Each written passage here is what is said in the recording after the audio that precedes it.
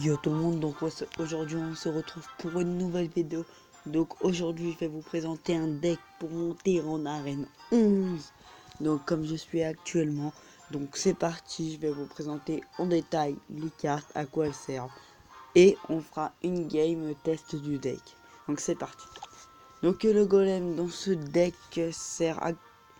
on peut dire qu'il va servir surtout en tank, voilà, en tank. Donc c'est-à-dire en fait le principe c'est de l'envoyer devant toutes les troupes pour qu'il se ramasse un maximum de dégâts pour qu'il explose, qu'il fasse du dégât sur la tour, puis que les cartes derrière le golem tuent les autres cartes adverses. Donc en l'occurrence c'est elles qui vont tuer les autres cartes adverses le plus souvent. Donc en gros le combo c'est de lancer un golem, donc grâce à un extracteur, excusez-moi, posé au début de la partie. Donc le but c'est de poser l'extracteur au début de la partie, ça c'est le top. Vous posez votre golem arrivé à 10 elixirs. Après les 10 elixirs, vous posez le prince ténébreux. Et ensuite, ça dépend ce qui vous restera en élixir, et vous posez le prince qui va faire une charge considérable sur la tour. Les dégâts vont vite baisser de la tour. Voilà. Donc ensuite vous pouvez mettre le bébé dragon derrière le golem. Donc exemple, vous pouvez faire aussi le golem, bébé dragon, prince ténébreux, ça c'est le top. Ou golem, bébé dragon, prince, les deux sont bons, les deux sont bien. Ensuite, il y a la méga gargouille, donc ça fait des dégâts considérables. Donc vous pouvez la mettre derrière un golem, tout simplement en défense sinon. Mais faut faire gaffe parce qu'elle n'a pas beaucoup de vie.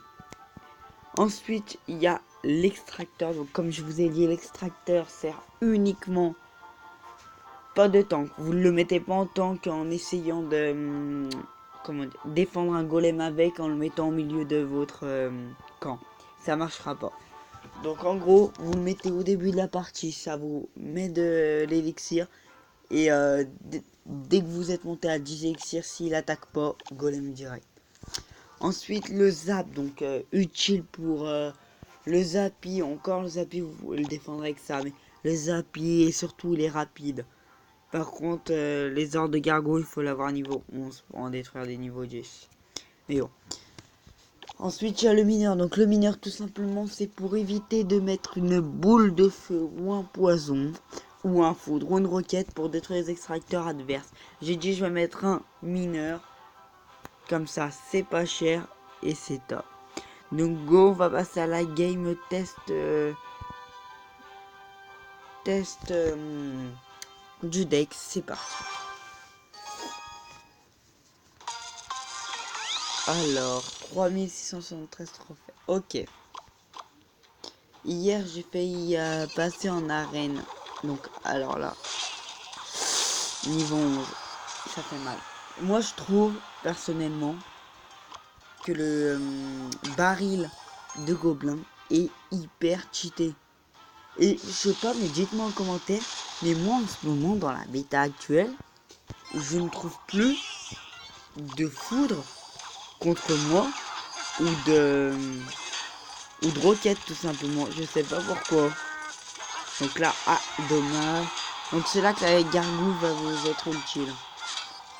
Alors là, je vais lancer comme ça. La voleuse va charger le prince. Ça c'est dommage.